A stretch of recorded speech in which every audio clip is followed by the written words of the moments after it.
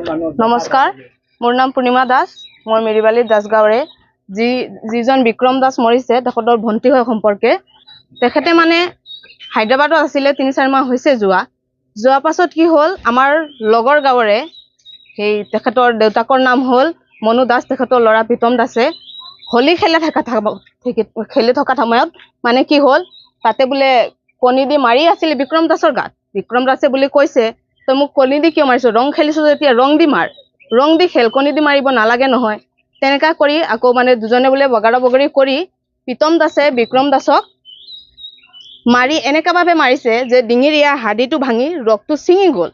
ছিঙি যোৱাৰ লগে লগে তাত আৰু দুটা ভাইটি আছে, বিক্ৰম দাসৰ সৰু দুটা ভাইটি আছে, সিহঁতে লৈ আৰু লগৰ পোৱালি আৰু দুটা আছে, সিহঁতৰ লগৰ ভাইটি দুটা, সিহঁতে লৈ আৰু কিবা হস্পিটেলত গৈছে। হস্পিটেলত গৈ ট্ৰিটমেণ্ট অলপ লৈছে। লোৱাৰ পাছত তাত প্ৰীতম দাসে কৈছে যে ইয়াত কৰিব নালাগে, বল আমি গুৱাহাটীলৈ লৈ যাওঁ, গুৱাহাটী গৈ আমি চিকিৎসা কৰিম কৈ প্ৰীতম দাসক আকৌ ভাইটি দুটাই লৈ আহিম বুলি কৈ আছিলে, কিন্তু প্ৰীতম দাসে লগত নাই অহা।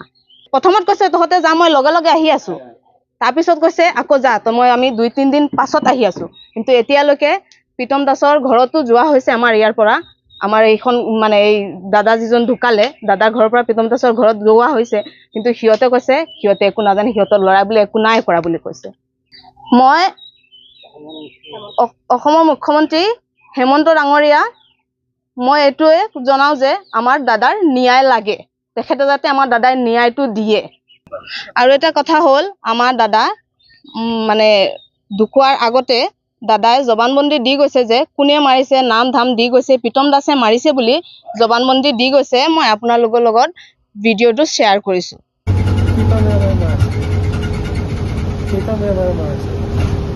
মেৰিবালী দাসগাঁৱৰ হাৰঘাট অন্তৰ্গত যোৱা ডিচেম্বৰত আমাৰ এইটো গাঁৱৰ পৰা কৰ্মৰত হায়দৰাবাদত গৈছিলে।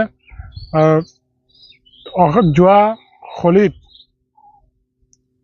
তেওঁলোকে হোলী খেলোঁতে বিক্ৰম দাসৰ গাত প্ৰীতম দাসে কণীৰে মাৰিছিলে বুলি শুনিছোঁ। তাৰপিছত ইয়াত বিক্ৰম দাসে কৈছে কণীৰ লগত হোলী খেলিব আছে যেতিয়া কণী কিয় মাৰিছ, ৰংহে মাৰিব লাগে। সেই বুলি দুজনে হাতাহাতি কৰি প্ৰীতম দাসে ডিঙিত ধৰি ডিঙি মোচাৰি তেওঁৰ ডিঙিৰ হাড়ডাল ভাঙিলে বুলি শুনিছোঁ। তাৰপিছত শুনিছোঁ যে তেওঁ এম্বুলেঞ্চ মাতি এম্বুলেঞ্চৰ গাড়ী উঠাই দি তাতে অলপমান ট্ৰিটমেণ্ট কৰি তাৰপিছত ক'লে ইয়াতে নহ'ব, তই গুৱাহাটীলৈ লৈ যা, গুৱাহাটীত গৈ মই ট্ৰিটমেণ্ট কৰি তেওঁ খৰচা পাতি মই দিম বুলি কৈছিলে। তাৰপিছত ইয়াত উঠাই কিনি সি নাহিলে। তাৰপিছত তেওঁৰ মোবাইল ছুইচ অফ কৰি তেওঁ বোলে লুকাই আছে বুলি শুনিছোঁ। ইয়াৰ লগতে আমাৰ গাঁৱৰ মুখিয়ালকেইটা হাৰঘাট থানাত গৈছিলে শুনিছোঁ, কিন্তু থানাই বোলে একো গুৰুত্ব নিদিলে, ৰেচপঞ্চ নিদিলে। এয়া বুলি মই আমাৰ কাৰ্বি আংলঙৰ CM ছাৰক লগতে আমাৰ অসমৰ মুখ্যমন্ত্ৰী ছাৰকো অনুৰোধ কৰিছোঁ, ইয়াৰ আৰক্ষী প্ৰশাসনৰ তৰফৰ পৰা আৰু পিছৰ পৰা তেওঁ যে এই বিক্ৰম দাসে ন্যায় পায় বুলি আমি ছাৰৰ ওচৰত অনুৰোধ জনাইছোঁ। ধন্যবাদ। হাওড়াঘাট থানা অন্তৰ্গত মেৰিবালী গাঁৱৰ নিখিল দাসৰ ল'ৰা হায়দৰাবাদ কামত গৈছিলে। 5-6জন ল'ৰা লৈ পিনি কামত গৈ তাত কাম কৰি থকাত 3 মাহ আগত গৈছিলে আৰু ফাকুৱাৰ দিনা অলপ ৰং খেলাৰ সময়ত মনু দাসৰ ল'ৰা প্ৰীতম দাস গাঁও মেৰিবালী মাজগাঁও, তেখেতে ডিঙিত ধৰি চেপি পিনি ঠেলা মাৰি পেলাই দিলে আৰু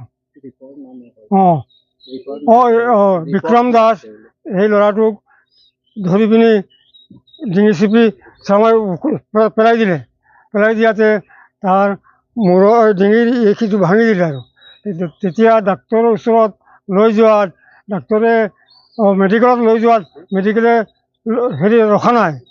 লোৱা নাই আৰু তাৰপিছত সিহঁতে প্ৰাইভেটত লৈ পিনি অলপ দেখুৱাই আনিলে আৰু প্ৰীতম দাসে তেতিয়া ক'লে সিহঁতক যে সিহঁতে এক কাম কৰ, থানাত যাব, সি যাব দিয়া নাই।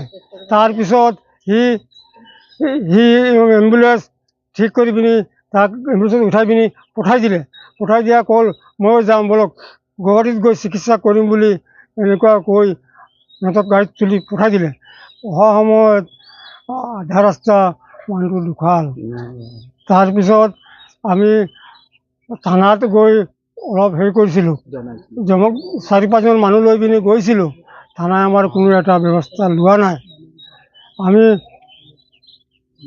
মুখ্যমন্ত্ৰী হেমন্ত বিশ্ব ছাৰক অলপ অনুৰোধ জনাইছোঁ, এইটো আমাক অলপ চাই দিবৰ কাৰণে আমি অলপ অনুৰোধ কৰিছোঁ আৰু